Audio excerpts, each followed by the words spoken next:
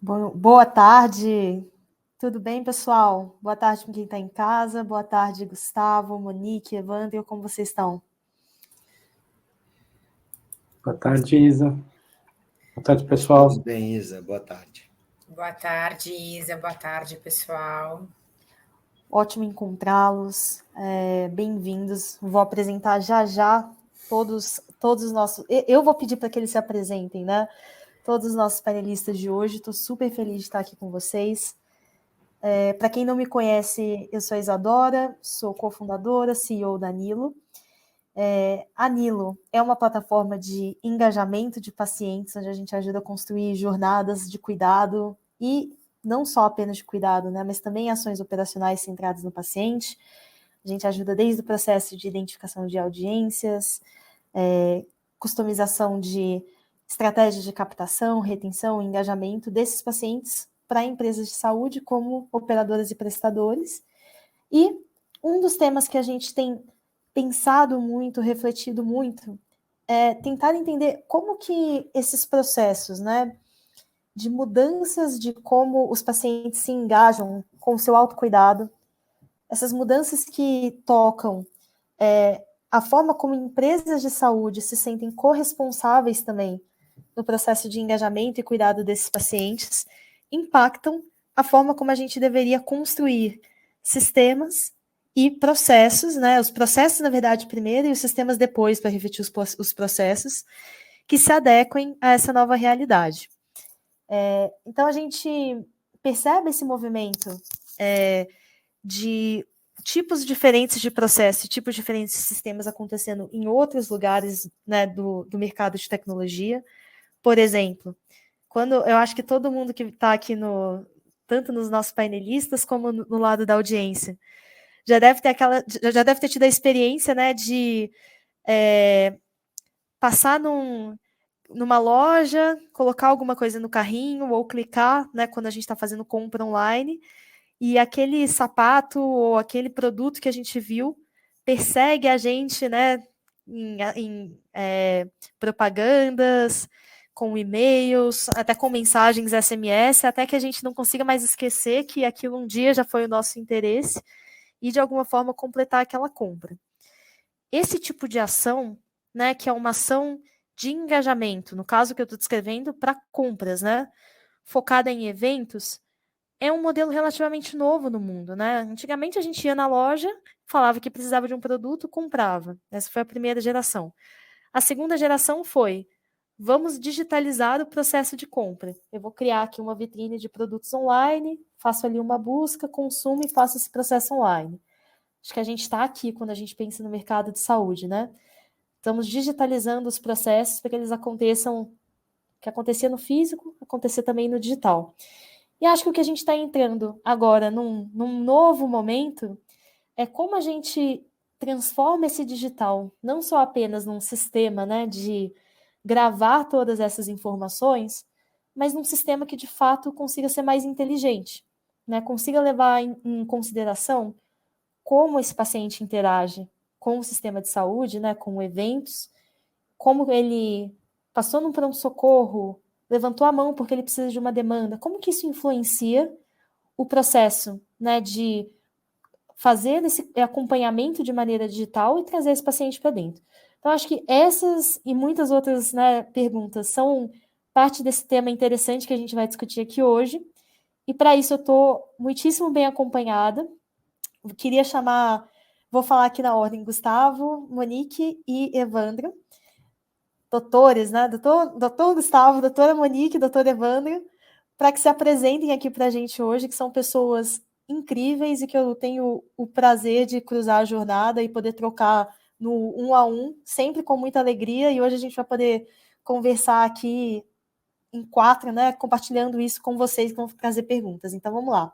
Gustavo, se apresente para todos.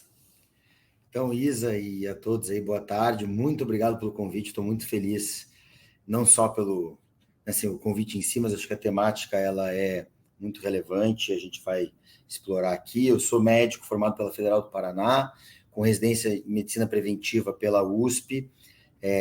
um programa chamado PROAS, eu sempre gosto de dizer, né, para quem não sabe que existe o caminho da gestão da saúde como uma trilha Nossa, é incrível.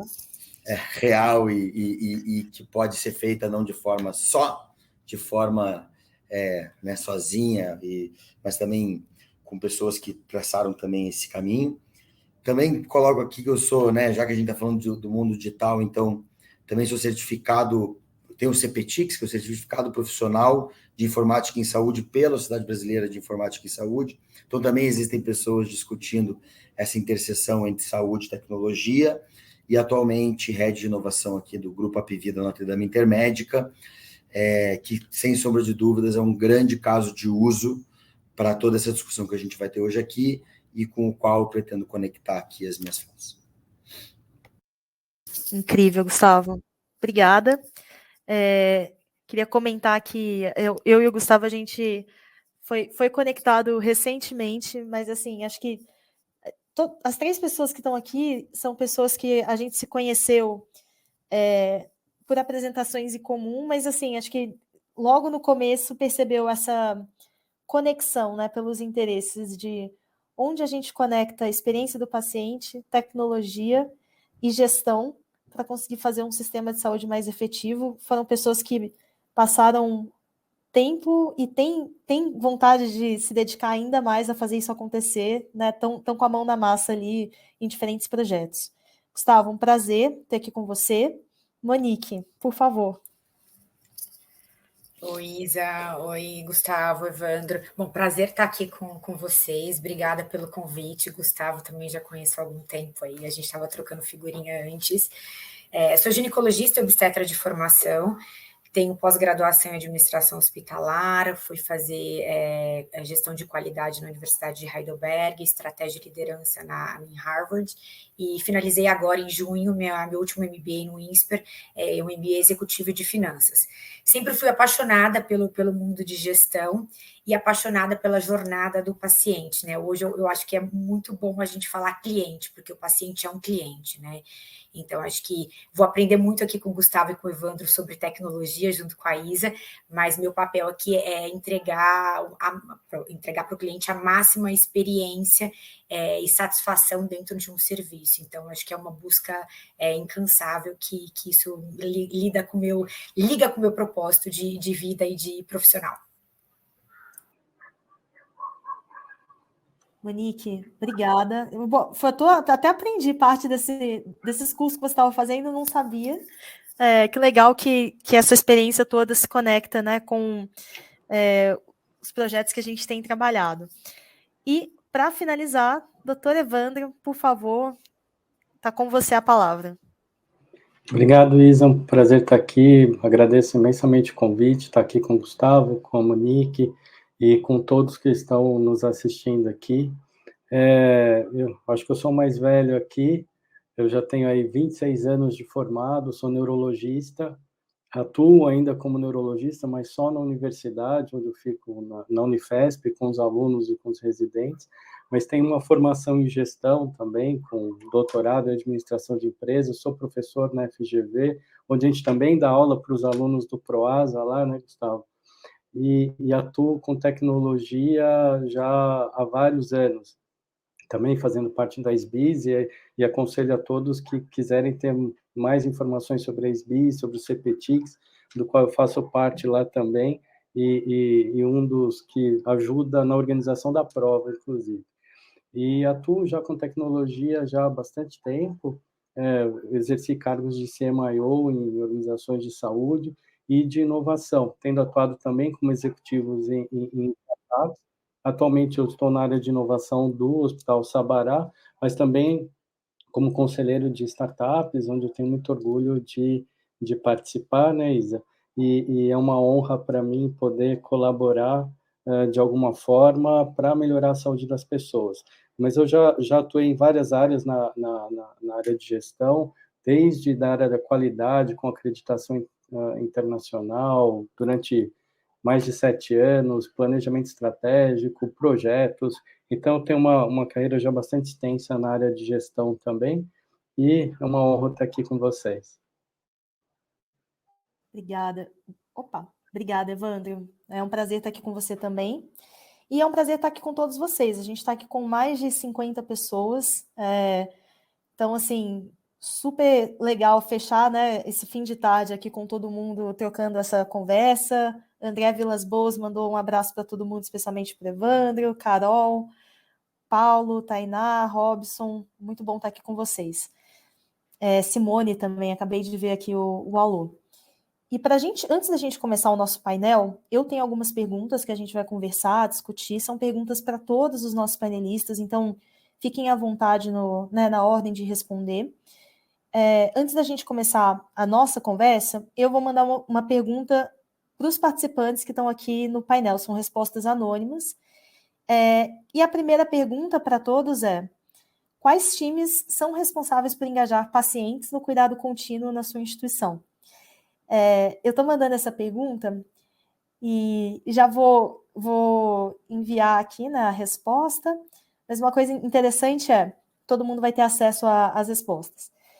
É que quando a gente fala, né, de engajamento de clientes, para usar o termo que a Monique trouxe, fora do mercado de saúde, a gente tem de um jeito bem claro quem é responsável por isso, né? Ou é o vendedor no processo ali de vendas, ou é o time de marketing, quando a gente está falando de captação e engajamento. No entanto, quando a gente fala de saúde, o que a gente tem aprendido e observado é de que isso muitas vezes nem é pensado por muitas das instituições como uma responsabilidade que é compartilhada, né? Entre o paciente, cliente e a instituição. E que, consequentemente, é uma coisa que é uma ação que fica dispersa ou não acontece. Então, a gente vê aí uma grande oportunidade quando a gente fala de melhoria de eficiência do sistema, né? Pacientes mais bem cuidados, mas, ao mesmo tempo, organizações de saúde engajando seus pacientes em fazer com que isso se torne uma ação proativa, identificada com o dono, e por isso a gente está curioso aqui para entender da nossa audiência. Você vê, 18% falou que fica com marketing, 42% com time de saúde, mas está bem distribuído. Tem call center, tem recepcionista, outros. Então, acho que bem interessante para a gente começar. Legal. Então, acho que voltando aqui para o nosso painel, fazer uma pergunta para o nosso time, né? Que se a gente está falando de engajamento, vou até fazer uma pergunta mais ampla. Como que esse engajamento é mensurado na experiência de vocês, né, nas suas instituições atuais ou passadas? E quando esse paciente está mais propenso a se engajar com o seu cuidado? Quando a gente fala desses eventos, né, o que são eventos que a gente deveria estar atento no processo, num desenho de um programa de gestão de saúde ou na implantação de um sistema? E aí, quem quiser começar, puxe o carro. Se quiser, eu posso já fazer uma introdução. Eu acho que o engajamento, eu acho que também tem não é congruente em várias instituições, né? Se eu chegar para Nilo, para uma instituição X, falar assim, o que é engajamento para você? O que é o paciente engajado para você? E na instituição Y, pode ser que a definição seja diferente. Eu falo isso pela minha vivência ao longo dos anos aí em algumas instituições também, né? Então, eu acho que isso a gente tem que primeiro, a gente fazer um acordo, né? Então, pode ser, o que você considera engajado? É um paciente estar cadastrado no seu aplicativo? É um paciente que está sendo navegado? É um paciente que ele tem uma busca ativa ou passiva? É um paciente que vai na consulta? Então, acho que eu iria um passo atrás ainda. Eu falar assim, o que você considera engajado? O que você quer que o paciente esteja engajado na sua instituição.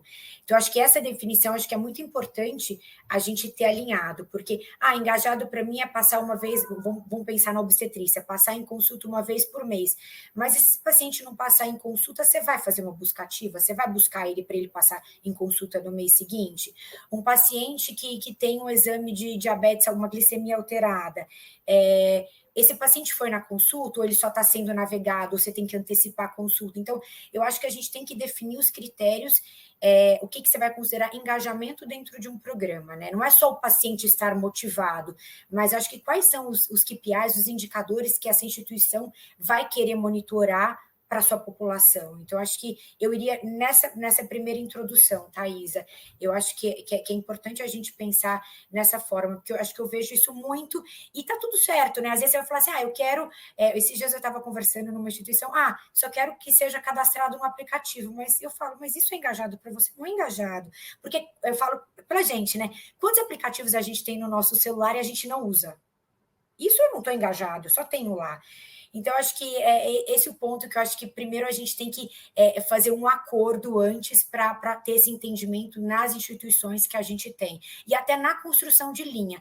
Que aí a gente pensando... depois que a gente definiu o que significa engajamento para cada cliente nosso, como que a gente vai poder automatizar essas mensagens, como que a gente vai poder trazer esse paciente para perto.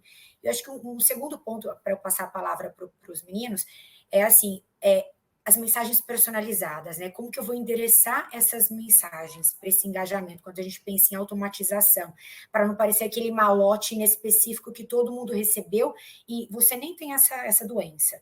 Porque aí o paciente vai falar, o paciente nem vai olhar mais, ele vai falar assim, tá bom, mas o que está falando que eu tenho diabetes? Eu nem tenho. Então, acho que é muito importante a gente utilizar a inteligência de dados, toda essa análise, para que a gente fala, Isa, tá bom, você é diabética, então tá aqui os programas adequados, tá aqui o que você tem que fazer, para falar assim, não, você é a única aqui, né? Por mais que a gente saiba que a gente está tratando de uma população, mas fazer com que você se torne única. Acho que é isso. Incrível, Monique. Eu só ia pontuar, Evandro, antes de passar para você, que você trouxe, acho que, 3 pontos bem marcantes para mim, né? O lado de que engajamento, muitas vezes, da forma como a gente, né, montou o nosso sistema de saúde, pode se refletir em consumos, né? Ou seja, o que o paciente está de fato fazendo, que a gente consegue mensurar, que em geral é um consumo de um procedimento, de uma consulta, etc. O ponto dos combinados que são específicos de engajamento por linha de cuidado, que também conversa com o último, que é da individualização, né? Como que eu consigo definir para cada um desses pacientes, né, o que é importante para ele, para que ele não se sinta parte de um programa onde, né, do tipo, ele não importa, né? Ele fazer ou não fazer não faz diferença. Legal. Evandro, por favor. Não, legal, acho que essa introdução que a Monique e você fizeram, Isadora, acho que dá muito panorama, mas acho que é fundamental a gente saber exatamente, entender o que é engajamento, porque muitas instituições querem mensurar a fidelização e não engajamento. Então, acho que é importante a gente fazer essa diferenciação que você acabou de falar, né, Isa, do ponto de vista de mensuram isso por volume de atendimento, ou quanto o paciente simplesmente retorna à instituição para fazer seus procedimentos, exames lá, muito mais para um lado de fidelização do que propriamente do engajamento com relação ao seu autocuidado. Então, quando a gente olha a questão da pergunta que você fez, né, como é que a gente mensura? Eu acho que aí depende do que a gente está falando, como o Monique falou, eventualmente, para um paciente vai ser um desfecho Y, para outro vai ser um desfecho X. Você tem coisas que são comuns a todos eles, como adesão medicamentosa, adesão a tratamento não medicamentoso, a realização de exames. Existem várias maneiras, e aí eu acho que depende mesmo, e o combinado, o entendimento da jornada do paciente, combinando isso com o paciente é fundamental, né? E a pergunta que você fez, que eu acho que quando que eles estão mais dispostos a engajar, né? Quando eles entendem a sua doença, quando eles entendem a sua necessidade. Quando a gente vai para o conceito de cuidado centrado na pessoa, né? Onde a gente olha todas as necessidades do paciente, todas as suas demandas, e uma das principais questões que a gente sempre coloca é o quanto esse paciente é apoiado e é orientado e educado com relação à sua condição de saúde, o que esperar dessa linha de cuidado também, porque isso é muito importante, mas toda vez que ele está completamente dentro da questão de eu sei o que eu tenho, eu sei o que eu preciso fazer para melhorar, eu estabeleço isso como um objetivo, né, junto com a equipe de saúde que o acompanha, quais são as metas a serem alcançadas, ele vai, de alguma forma, se engajar, né? Uns mais, outros menos, mas o mais importante, no final das contas, é ele ter a consciência de que nenhum resultado de saúde acontecerá sem que ele participe ativamente do seu autocuidado, né? Seguindo o tratamento, fazendo tudo o que é necessário, e que a equipe de saúde estará lá para apoiá-lo de alguma forma, né, nas suas necessidades. Mas o fundamental é que ele entenda realmente o que ele precisa fazer junto com a família, tendo o apoio das demais pessoas que o cercam, para que efetivamente esse engajamento ocorra da melhor forma possível e que a gente alcance os melhores resultados para o paciente. E aí, eu acho que também, indo de encontro ao que a Monique falou, a gente só consegue fazer isso quando a gente realmente conhece os nossos pacientes. Então, conhecer os nossos pacientes por meio de dados, por meio de todas as informações que são geradas, por meio de tudo que o cerca, mas também conhecendo, e aí é que a ferramenta, a tecnologia nos permitirá estar mais próximos dos nossos pacientes, para que a gente efetivamente possa, de alguma forma, realmente os conhecê-lo e não simplesmente estar ali prescrevendo uma medicação, não, mas entendendo quais são as necessidades dentro do contexto, olhando para uma pessoa e não para um paciente. Perfeito, Evandro.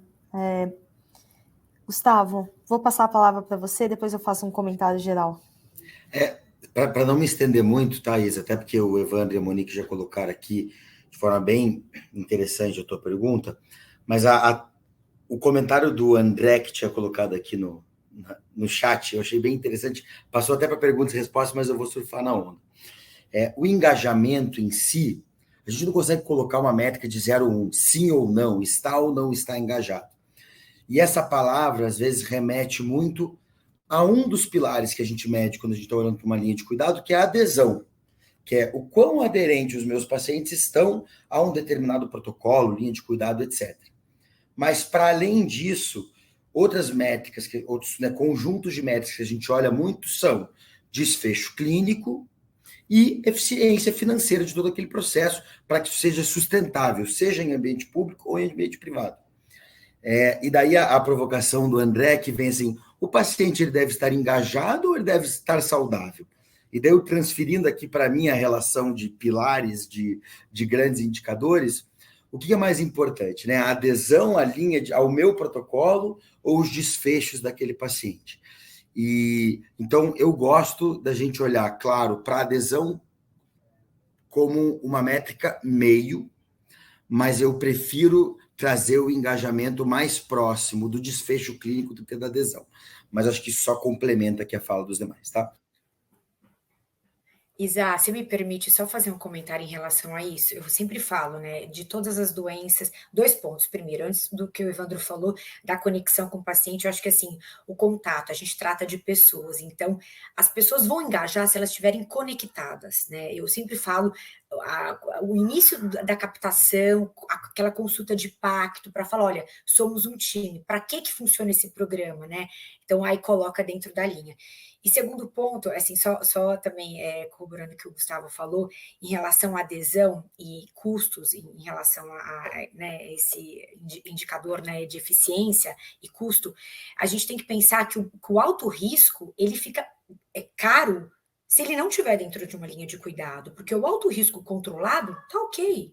Né? A gente sabe que ele pode ter uma linha superior, mas o paciente que tem adesão a um programa, que ele é engajado, ele tem adesão, ele participa das consultas, ele vai, enfim, os programas de saúde, ele não vai se tornar caro se ele estiver controlado. Então, acho que essa é a diferença também, né? Não é só adesão ir lá me matricular, mas e o alto risco, ele pode ter um custo ok, se ele estiver controlado. Eu falo isso em diabéticos, eu falo isso em obstetrícia, hipertensão, né? Então, acho que tudo isso. Não é a questão de se é alto ou baixo. Então, essa é a diferença só de adesão, sabe? Eu acho que tem esse ponto também, né? O engajamento é diferente só de estar matriculado, né? Diria aderido. Isa, se eu puder fazer um comentário bem rápido a respeito disso que o Gustavo falou e da pergunta do André, que é super pertinente. Esse é o grande problema que a gente tem no sistema de saúde. Os eventos que nós atuamos são os eventos de doença e não os eventos de saúde. E aí é que a gente precisa identificar dentro, por exemplo, das nossas grandes bases de dados, né, de saúde populacional, de pacientes de instituições, etc., em qual momento eu devo atuar, né, e engajar aquele paciente para a sua saúde, para evitar que a gente tenha que, claro, a gente tem vários sistemas de apoio à decisão, tanto para pacientes, quanto para gestores, quanto para os profissionais de saúde, etc., mas como é que eu simplesmente engajo o paciente, ou eu alerto, ou eu me contato com ele, né, como a Monique falou, no momento de saúde, para que ele possa, né, prevenir doenças e promover saúde. Então, as instituições fazerem isso em conjunto com ele. Então, acho que essa questão do evento, as instituições elas estão muito acostumadas a tratar os eventos de doença, e essa é a mudança que a gente tem que ter. A gente tem que atuar, claro, nos eventos de doença, né, evitando complicações, o agravamento, etc., mas a gente tem que atuar cada vez mais nos eventos de saúde, identificando fatores de risco, né, propiciando prevenção a diversos cânceres e assim por diante. Então, acho que tem vários aspectos que a gente tem que pensar nas questões dos eventos. Super interessante, pessoal, esses pontos. Eu estou pensando aqui, né, que tentando conectar o que foi falado, vou pegar a fala do Gustavo e juntar com esses pontos que Monique e Evandro trouxeram, né, do tipo da fluidez. Quando a gente contar uma história da criação, da evolução aí do produto da Nilo. Quando a Nilo começou, 4 anos atrás, o nosso objetivo final, né, era trazer mais saúde, mais anos de mais saúde para pacientes idosos. Foi assim que a empresa começou. E eu acho que a gente começou a fazer um trabalho quase de engenharia reversa nesse meio tempo, né, de, poxa, mas para a gente chegar aqui, o que precisa acontecer? Poxa, o problema é que o paciente está ficando doente aqui uma vez que ele tem esse evento crítico que não é bem tratado, ele tem anos de vida com muita morbidez, muita dificuldade. Como que a gente pega esse evento antes?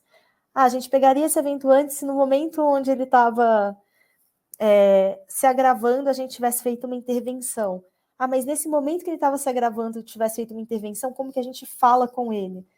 Mas uma vez que a gente fala com ele, como que ele se engaja uma vez que ele ainda não está mal, né? Porque do tipo, a gente está tentando convencer ele de falar que ali na frente isso vai ter um problema. E aí tudo isso chegou na Nilo de hoje, né? Que é virar e falar assim, como que a gente engaja pacientes, né? Que no fim eu acho que são uma etapa muito preliminar num processo que acaba se desdobrando de fato no que a gente considera que é sucesso, né? Que é o desfecho.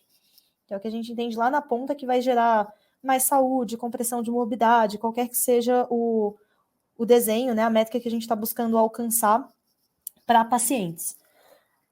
Mas acho que um ponto essencial que a gente está trazendo aqui, né, talvez parte da importância, inclusive, desses eventos serem dinâmicos, dinâmicos e individualizados, que eu acho que foram 2 palavras que Evandro e Monique trouxeram bastante, é que o timing importa, né? O timing e a condição, ou seja, o paciente alto risco, mas que está controlado, não precisa intervir necessariamente. O paciente alto risco que não está fazendo, né, o controle ou a manutenção, eu preciso intervir. Ou seja, tudo isso viram condições que são fluidas, né, que são dinâmicas, porque a vida das pessoas, né, de milhões de pessoas que a gente cuida ali, no caso da Apvida, onde o Gustavo está, GNDI na época da Monique, Evandro com Sabará, estão acontecendo, e isso exige processos que são muito dinâmicos e que muitas vezes nós humanos, né, que temos recursos limitados tentando fazer esse processo, não conseguimos intervir. Eu já vou passar para... Eu vi André Luiz, que ele mandou uma pergunta ali, mas antes de responder a pergunta do André, vou fazer a introdução da nossa próxima pergunta, que é o papel da tecnologia. né? Então, a gente está falando da dificuldade de fazer com que isso aconteça, dos desafios do aspecto humano, né? Que a gente falou de diferentes eventos, diferentes aspectos que a gente precisa olhar para individualizar esse cuidado. E eu passo a pergunta para vocês, né? Acho que agora que a gente está vivendo essa transformação digital do setor de saúde, muito acelerada nos últimos anos, durante a pandemia, onde a gente, como eu falei, digitalizou vários dos nossos processos, mas ainda está vivendo uma transição para que esses processos sejam mais inteligentes. Qual é o papel da tecnologia nisso tudo? O que vocês têm visto que tem funcionado? Quanto mais exemplos, melhor. Passo a palavra para o time. Vou começar aqui, então, tá, Isa? A tecnologia, ela serve principalmente para escalar processos. A tecnologia, por si só, ela não faz nada. Ela organiza, ela potencializa, ela escala, mas sem o processo, sem o conceito, sem as ciências médicas, sem as ciências do comportamento, a tecnologia não faz nada. Então, assim, eu sei que até eu tenho aqui o viés de tecnologia, né, muito forte, assim como Evandro, principalmente Isa, né, tá aí numa solução, uma plataforma, né, concebeu uma plataforma que no final é tecnológica, mas a tecnologia ela tem que escalar. Então, pensando naqueles grandes etapas da gestão de saúde populacional, né, Isa, que a gente até conversou esses tempos, então, identificação e estratificação de grupos de pacientes que entram em diferentes protocolos ou linhas de cuidados para serem coordenados e navegados, e que, ao final, eu preciso fazer interação com essa galera, engajá-los no meu processo para atingirem o desfecho, seja ele de saúde, seja ele econômico, desejáveis. A tecnologia ela pode apoiar todo esse processo. Onde eu acho que ela tem que apoiar primeiro? Naquele processo que é o gargalo, que é onde está limitando a minha atuação com mais gente. E sem sombra de dúvidas, chegando aqui no ponto do engajamento digital, eu traria aqui, já que eu estou tentando fugir de tecnologia, na pergunta de tecnologia, eu traria aqui especialmente, ciências médicas parece óbvio, mas a história da ciência comportamental aplicada. Porque é muito complexo e a medicina faz isso diariamente no consultório. Você engajar o paciente no cuidado que está proposto. Você fazer um diagnóstico tem seu grau de complexidade? Claro que tem. Você determinar uma linha de tratamento tem seu grau de complexidade? É claro que tem. Mas é tudo muito mais científico, é tudo muito mais exato. Né? É claro que não é uma ciência exata, mas é mais exato. Tem mais regras, tem protocolos. Agora, o engajamento, a gente fala da relação médico-paciente. Para escalar isso, eu tenho que falar da relação chatbot-paciente. E o chatbot por si só, sem as ciências aplicadas do comportamento, ele não atinge os objetivos, os resultados esperados. Então, tem alguns frameworks. É claro que é super complexo essa história da ciência do comportamento. Existem alguns frameworks que tentam simplificar isso, mas que devem estar aí no nosso, acho que no nosso radar, quando a gente pensa em fazer isso com escala, né? Então, eu tenho o COM-B, por exemplo, que eu olho para capacidade, oportunidade, motivação. Então, são frameworks que ajudam a gente a pensar em todas as perspectivas. Então, deixando a tecnologia escalar os processos corretos. Incrível, obrigada. Posso falar, então? Eu acho que o Gustavo falou muito bem, eu acho que é isso, eu acho que assim, a tecnologia ela é meio, mas ela é uma ferramenta extremamente importante e poderosa do ponto de vista do que a gente precisa justamente para escalar o cuidado, né? E torná-lo sustentável. A gente, infelizmente, a gente não vai ter pessoas que possam fazer o cuidado individual. Eu sou do tempo que a gente começou linha de cuidado há mais de 10 anos atrás, onde os contatos com os pacientes, além durante a internação, eram feitos por telefone. Então, era muito difícil escalar isso. E mesmo assim, a gente tinha 400, 500 pacientes, às vezes, em linhas de cuidado e sempre aumentando. Então, se não há tecnologia como meio, né, e deixando isso muito claro, é muito difícil você escalar e tornar sustentável uma operação, por exemplo, de linha de cuidado, ou mesmo de gestão de saúde populacional, e tem linhas de cuidado que precisam de cuidados mais, contatos e cuidados mais intensivos do que outros, então é bastante complicado. Então a tecnologia, eu acho que ela vem como uma ferramenta extremamente importante e poderosa. Só que é muito importante que a gente tenha, além de toda essa perspectiva que o Gustavo falou, que é super importante, é que a tecnologia ela sirva como meio de aproximação entre os cuidadores, entre todos aqueles que fazem parte da equipe de saúde e o paciente, e não um distanciamento, e que se faça tudo por meio da tecnologia. Os pacientes têm que entender que, por trás daquela tecnologia, existem pessoas que estão olhando para ele de forma individual, né? Então, ele tem que se sentir cuidado de forma única, né? Com cuidado centrado na pessoa, vendo ele como um indivíduo único, com todas as suas necessidades, e a tecnologia, não tenho dúvida que apoiará muito nesse sentido. Então, soluções como a Danilo, né, que permitem a escalabilidade disso, se eu tivesse isso há 10 anos atrás, em vez de cuidar de 400, eu estaria cuidando de 4.000 pacientes, né? Então, eu acho que tudo aquilo que é possível ser automatizado, se não é automatizado, nós estamos perdendo e desperdiçando tempo. E aí vem para o lado da ineficiência, vem para o lado do aumento de custo, as questões de sustentabilidade. Então, a gente tem que saber como utilizar as tecnologias, elas ao nosso favor e a favor principalmente do paciente. E nesse sentido, eu acho que hoje a tecnologia, ela não é limitador, né?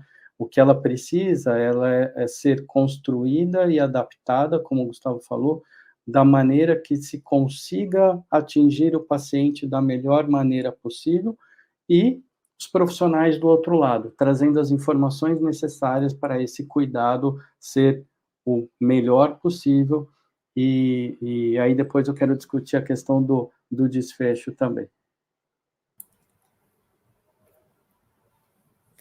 Você bem breve aqui, concordo com o Evandro e com o Gustavo, mas eu ainda acho assim, não adianta se a gente puser uma tecnologia na frente, o paciente não vai engajar por si só. Eu acho que esse é o ponto. Então, eu acho que tem que ter a conexão humana para explicar o que significa isso, para ele ser eu sou o dono da minha saúde, como que eu vou cuidar daqui para frente. Então, ele tem que ter esse entendimento. Se ele não tiver esse entendimento, pela experiência que eu já tive, que vivo ainda, é difícil falar, vem engajar. Então, tem várias alternativas, é o que eu penso. Você baixou o aplicativo, a sua enfermeira não está tentando contato, coloca o médico que está atendendo ele para explicar como que funciona o programa, sabe? Começa a dar também metas para quem está atendendo ele, para que ele também engaje o paciente a fazer o uso da tecnologia para que a gente consiga escalar. Então, acho que assim, tem formas de abordagem que a gente pode ir para a ponta e fazer, e ir disseminando, e para o paciente começar a usar, e você vai conseguindo escalar. Outro ponto que eu acho importante, a gente fala bastante da tecnologia, mas eu acho que ainda tem uma dificuldade de quem navega, né, quem está em instituição, quem navega, de achar que isso vai ser mais trabalho do que vai ser mais fácil, né? Então, às vezes as pessoas falam assim, mas eu já tenho um monte de planilha, deixa eu continuar na minha planilha. Não, vem aqui, né? O Evandro falou da Nilo, a gente conhece bastante a Nilo também. Olha aqui como que funciona. Então, vai automatizar as tarefas repetidas, você não vai mais precisar fazer, você vai gastar mais, você vai investir mais seu tempo na interação com o paciente do que ficar fazendo esse retrabalho. Então, eu acho que eu voltaria a essa questão da conscientização. Então, muitas vezes, assim, às vezes a gente está jogando tecnologia que as pessoas nem sabem utilizar e está ficando ali, né? Está ficando encostada, né? A gente tem uma Ferrari, a gente não sabe como usar a Ferrari, a gente está usando ainda o Fusquinha, né? Eu digo assim, por exemplo, a Nilo, uma Ferrari, o Excel, um Fusquinha. Então, eu acho que é isso, acho que a gente tem que conscientizar quem vai utilizar, que isso é importantíssimo, para falar assim, olha, você vai aprender a utilizar, isso aqui vai diminuir. Se você navega 100 pacientes, você vai com o seu time, cada pessoa vai conseguir navegar 500, né? Então, explicar como que vai funcionar isso. E acho que isso acho que não é só isso, acho que aí o paciente ele tem que se sentir motivado a cuidar da sua própria saúde, né? Como que vai ser feito isso? Aí existem alternativas. Aí, se a gente juntar RH, chamar o RH, a gente já viu, tem pessoas que bonificam o funcionário, que engaja mais ou menos, da academia. Então, aí eu acho que aí existe um pacote de cada empresa, como que dá para ser feito isso, né? Era a minha contribuição. Obrigada, Monique. Obrigada a todo mundo que participou. Acho que foi interessante, né, dessas últimas, principalmente agora na sua fala, Monique, que você descreveu um pouco o processo de gestão de mudança, né, do tipo, o Gustavo ali no começo comentou que a tecnologia, ela vem depois do processo. E aí a sua fala é que mesmo que o processo já esteja bem definido, e mesmo que a gente até tenha já um objetivo de negócio de impacto com isso, né? Eu falo muito que aqui dentro da Nilo, mas assim, para mim, quando eu estou falando com outras startups também, que não necessariamente são de saúde, melhorar a eficiência do time é um impacto super importante, mas não é o que muda o jogo. Né? O que muda o jogo é, por exemplo, eu sair de 400 e ir para 4.000 pessoas e isso, né, ter um impacto 100 vezes maior. E não os 5% que necessariamente eu estou mudando ali da produtividade. Só que isso é uma complexidade do processo que a gente vive, né? Eu acho que os três ali em diferentes momentos, que é o processo de serem agentes da transformação digital do sistema. Porque você precisa explicar para o paciente por que aquilo é melhor, né? Que é um pouco do que você estava falando, Monique, o papel da enfermeira para conseguir trazer o paciente para dentro para, por exemplo, usar um canal digital que talvez seja mais fácil para ele de se lembrar, né? Do tipo de fazer algumas ações. Tem o nosso papel de convencer a pessoa profissional de saúde que está usando isso na ponta e a gente conseguir fazer com que todo esse fluxo gere um objetivo de negócio, né, de impacto, que é o negócio no caso da saúde, né, impacto de saúde e impacto financeiro para dentro das empresas. Então, é uma gestão de mudança significativa. Colocar o paciente num funil de vendas. Eu tô lendo aqui uns comentários. Vamos lá. O André Vilas Boas falou assim: com o advento da deshospitalização, navegação em linhas de cuidado, como definir o momento do desfecho? Não sei se alguém quer endereçar aqui essa pergunta do André. De forma rápida, Isa, eu falaria que, na verdade, assim, depende, né? E aí que vai a dificuldade, porque, assim, depende de qual é a condição que a gente está olhando, quais são as referências internacionais, né, com ênfase aqui no ISHOM, que seria a mais conhecida hoje e mais utilizada, e aí a dificuldade de coletar essa informação para a gente poder realmente se basear nisso, né, André?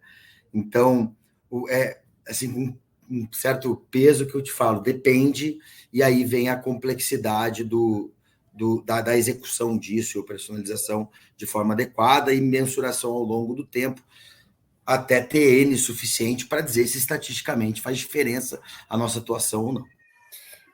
Eu acho que eu concordo com o Gustavo, mas eu só diria também, obviamente, vai depender da condição da patologia que o paciente tem. Então, tem desfechos que é um evento, né? Uma cirurgia, por exemplo, você fez, você acabou, aí teve alta, ou você falou de navegação.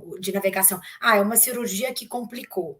Mas o paciente ele teve um desfecho, ele fez uma colestectomia, retirada de vesícula, foi para a UTI, teve uma parada, um evento drástico, né? Teve uma parada cardiorrespiratória e teve que ir para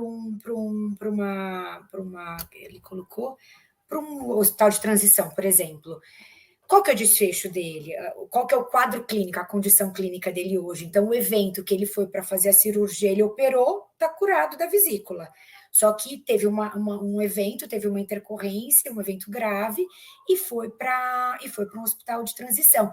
Então, aí eu acho que aí você não tem um desfecho, você tem um desfecho da condição clínica, mas às vezes o paciente ele vai ter que ser navegado por muito tempo. O diabético é uma condição. Diabético, você vai ficar navegando, você não tem desfecho, né? O desfecho pode ser óbito e internação, mas da condição que ele tem de diabético, ele vai ter que ser navegado a vida inteira para ter um bom desfecho, diria assim. Então, acho que depende, é o que o Gustavo falou, acho que depende muito da condição clínica do paciente, né? Para definir o momento que tem.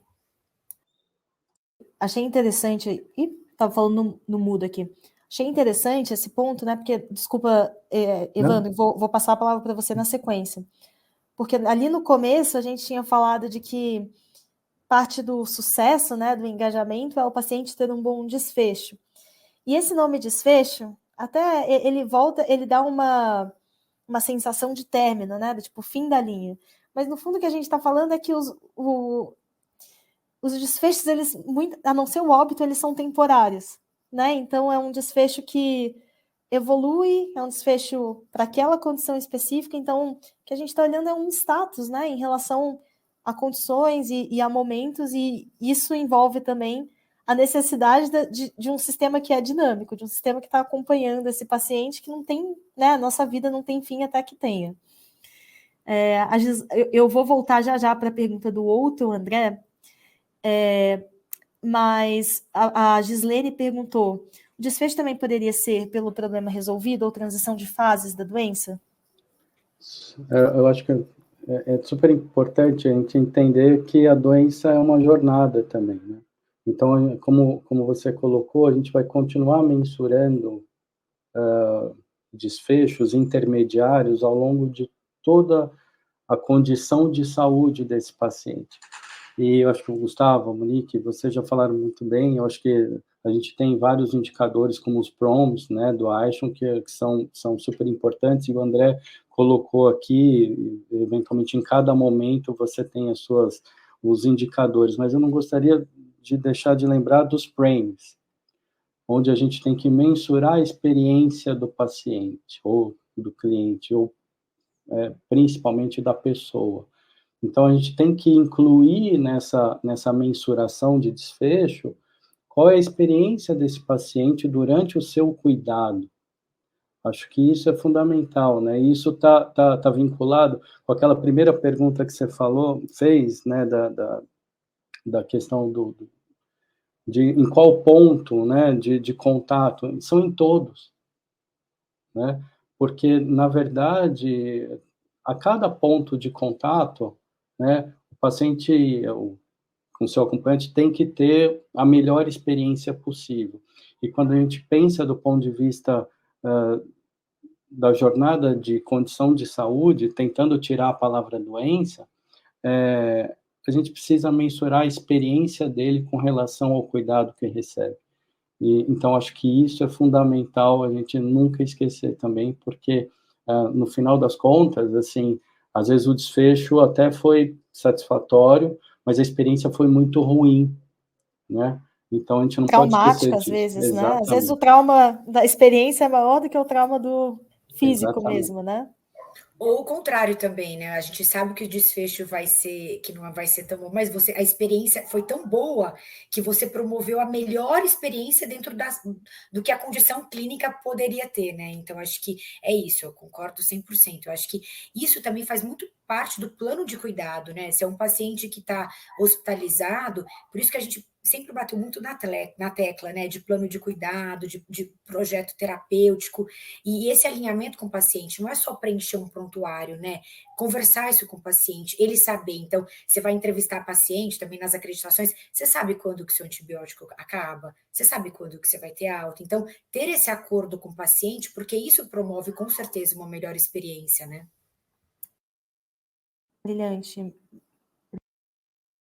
Estou brigando aqui com o microfone. Brilhante, Monique. Eu acho que isso volta para o ponto que o Evandro tinha comentado lá no começo, né? De que o paciente saber qual é o plano, qual é o objetivo dele, é um dos pontos de partida para o seu engajamento.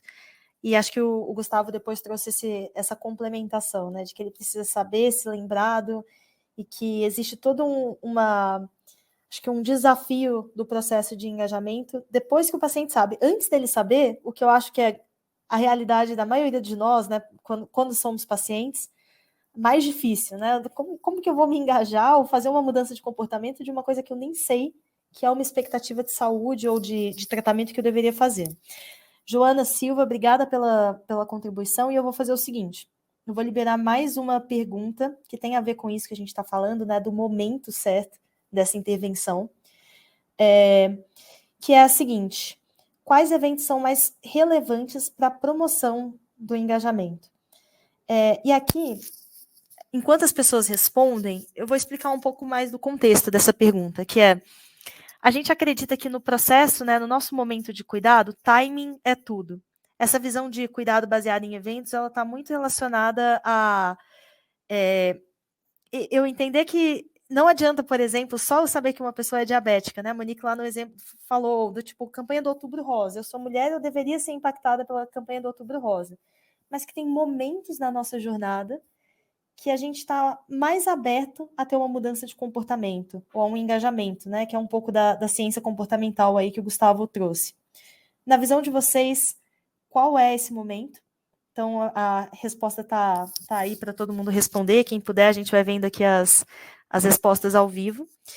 E enquanto grande parte aqui das pessoas já responderam pós-consulta e pós-resultado de exames e check-ups. Ou seja, né, quando a gente é confrontado com um profissional de saúde ou com um fato novo relevante, de que, opa, tem alguma coisa aqui que eu preciso me cuidar. Acho que é super importante a gente ter isso em mente, porque se nessa busca por engajamento, né, a gente está buscando eficiência, esses são os momentos de tomada de ação, né? Se a gente está falando aqui de sistemas baseados em gatilhos, esses são exemplos de momentos de intervenção que são prime, que precisariam estar o máximo possível automatizados para que a gente consiga trazer o melhor ROI, né, da nossa campanha de engajamento. Quando a gente fala de ROI em saúde, de novo, muitas vezes a gente está medindo o retorno de saúde, né, sobre o investimento de dinheiro que a gente coloca nisso. E para finalizar, eu vou pegar e me apoiar na última pergunta do André Stein, é assim que a gente pronuncia seu sobrenome, André? Desculpa se eu estiver falando errado. Pode fazer a fonética aqui no chat para a gente.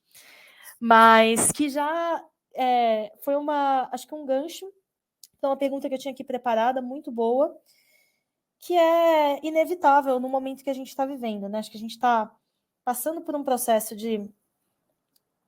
Acho que é a tempestade perfeita na saúde, está tudo acontecendo ao mesmo tempo. Teve pandemia, mudança regulatória, transformação digital de um monte de coisa, e agora a gente está vivendo uma nova onda, né, que vem assim em forte velocidade de adoção, que os grandes modelos de linguagem, né, os LLMs, a AI generativa, ajudando a gente de uma maneira muito mais acessível. AI sempre, né, já tem mais de 20 anos que está sendo aplicada em diferentes produtos e serviços, mas eu acho que estamos vivendo um momento onde o nível de barreira de entrada para que isso seja adotado diminuiu muito. Consequentemente, o número de soluções que são possíveis para esse tipo de tecnologia aumentou muito. E aí eu deixo essa pergunta para o nosso time aqui de especialistas. Qual vai ser, né, no contexto de engajamento de pacientes que a gente está falando, de engajamento de pacientes orientado a eventos, o impacto dessas automações e do uso de AI para que a gente tenha mais eficiência? Vou ser bem breve. Eu acho que, falando em engajamento, eu acho que eu falaria um pouquinho antes de evento, né? A gente pensar em saúde populacional, de questionários de saúde, que aí antes de consulta, né? Você já tá fazendo uma análise da população, quais riscos de doença, enfim, para já colocar essa população dentro de uma linha de cuidado. Seria muito bom se isso acontecesse em muitos lugares. Mas pensando pós-evento, acho que Big Data, análise preditiva, eu acho que você tem uma alocação de recursos de forma mais eficiente, que você sabe qual que é a qual que é a tua doença, qual que é pensando numa empresa, tem mais diabético, então vamos fazer campanha e linhas de cuidados para diabéticos, você não fica gastando recursos sem ter a população, né, um quórum grande, então eu pensaria em análise mesmo, coleta de dados para você perfilizar e ver onde que você, porque tem limitação de recursos também, né, não adianta a gente ter um monte de dados e não dá para a gente ter linhas de cuidados de tudo em todos os lugares, né? Então, acho que a gente tem que priorizar. Então, o que vai impactar mais de economia e o que eu tenho maior população que tem esse tipo de doença. Então, acho que isso a gente teria que ter uma análise de dados e usando a inteligência artificial para isso, com certeza, que você tem essa predição. Assim, bem rapidamente também, concordo com a Monique. Eu só queria colocar uma questão que a gente sempre tem que fazer a pergunta antes de utilizar a AI, né? A gente precisa saber o porquê que a gente quer utilizar a AI e qual o objetivo dela. Então, precisa estar muito claro dentro das organizações para priorizar esse investimento que a Monique falou. Então, isso é fundamental. Não é incorporar uma tecnologia por incorporar, você tem que saber exatamente qual é o objetivo dela. E vindo, a AI vai ajudar em muita coisa. Então, quando a gente pensa em sistemas de apoio à decisão, sistemas de apoio não são só para os profissionais, mas para os pacientes, para os gestores em saúde. Quando a gente pensa em Large Language Models, né, já tem artigos publicados que mostram que a resposta do ChatGPT foi mais empática para os pacientes do que a resposta de profissionais de saúde. E tem um outro estudo bastante interessante, que feito agora, um médico simulou uma pergunta para o ChatGPT-4, dizendo que ele era a esposa de um paciente que precisava passar sonda, mas ela não queria que passasse, se eventualmente ela estaria abreviando a morte dele. E a resposta do ChatGPT, e depois ele discorreu várias perguntas, foi extremamente humanizada. Ele coloca até como uma possibilidade de treinamento para profissionais de saúde em resposta a esse tipo de colocação. Então, quero ver depois esse exemplo, depois manda para a gente o link. Mando, sim, é bastante interessante. Então, eu acho que a AI está aí, nós vamos ter que aprender a utilizá-la da melhor maneira possível, acho que isso é que a gente precisa estar muito claro, tem que ser com ética, né, sempre com benefício aos pacientes, e ela vai aumentar, sim, a incrementar a eficiência e vai trazer melhores resultados. E a gente vai precisar aprender a lidar cada vez mais com ela, e ela, sem dúvida alguma, é uma ferramenta que pode nos auxiliar muito em vários aspectos no cuidado ao paciente e na sustentabilidade do segmento. Já que o Evandro e a Monique falaram da parte, já tocaram aqui os temas mais funcionais de negócio, eu vou buscar, então, o ponto, para mim, mais tecnológico dessa mudança, dessa nova geração de algoritmos de IA, tá, Isa? Respondendo assim... Excelente. Traz a polêmica aí, Gustavo. Responde assim, primeiro, a pergunta específica do André. Para mim, de forma mais assim, direta, André, primeiro, identificação de condições dentro das grandes populações. Segundo, estratificação de risco dentro dessas condições compreendidas para eu atuar primeiro naqueles pacientes que vão ter mais ou problemas de saúde ou problemas para a sustentabilidade financeira de quem financia os seus cuidados, sejam eles próprios, o governo, as instituições privadas. E, por fim, e daí entrando muito no Large Language Model, essa capacidade de interagir com os pacientes de forma automatizada, que isso a gente estava muito, muito distante. Mas daí, Isa, vindo aqui para o que eu acho que isso muda um paradigma tecnológico nosso. Quando eu e a Monique, a gente estava aqui desenhando e estruturando a linha de cuidado materno-infantil dentro do Grupo Aprevida Notre Dame Intermédica, nosso primeiro desafio era estruturar uma cacetada de informação. Desculpa a palavra, um monte... Aqui pode, aqui está liberado. Isso. Era estruturar... Isso. Era estruturar um monte de informação que tinha um ônus muito grande para quem está na ponta, para o processo, para quem está na frente do paciente, etc., para que a gente pudesse, do lado de cada gestão, medir, montar algoritmos, etc.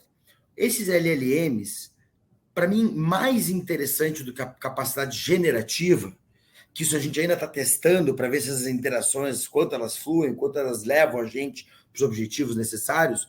Até antes disso, que é um pouco mais simples, é a capacidade de processamento de linguagem natural, para eu não precisar mais me basear só em campos estruturados, para gerar inteligência que eu possa transformá-las em informações que geram ações.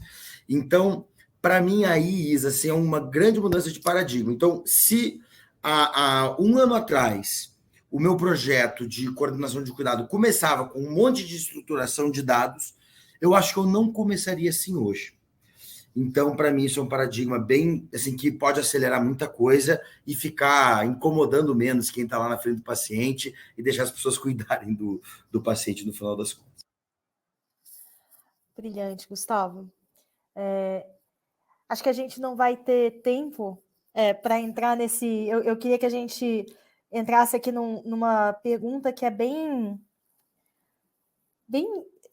polêmica, dependendo dos clientes ou parceiros que a gente conversa, que acho que toda vez que a gente traz, né, AI como papéis que são acessórios ao processo de tomada de decisão de um humano, né, AI fazendo o que AI faz bem, mas que acho que na nossa cabeça é papel de AI, né? Sumarizar, consolidar, estruturar dados, sem polêmica nenhuma, no-brainer, todo mundo gosta.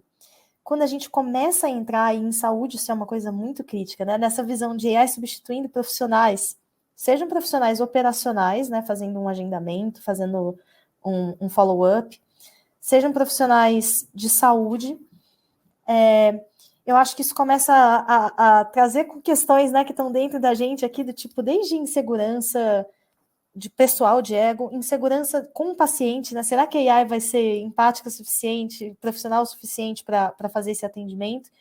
E eu acho que, ao mesmo tempo, aí se encontra uma grande oportunidade que a gente tem, tanto de eficiência e democratização da saúde, quanto também de risco, porque a gente sabe que a AI tem vários, né, as alucinações e que são nada mais do que erros ainda dos modelos que têm os seus vieses.